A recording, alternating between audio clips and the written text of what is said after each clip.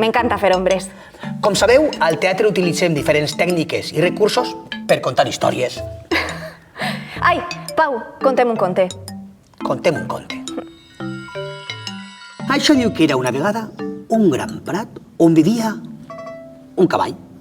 Un cavall bonic, preciós, que cavalgava lliure per tot el prat.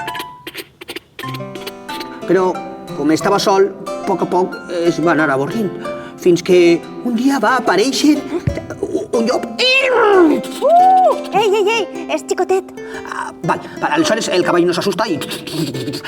el cavall es va presentar al llop. Hola, llop. Hola. Es van fer molt amics.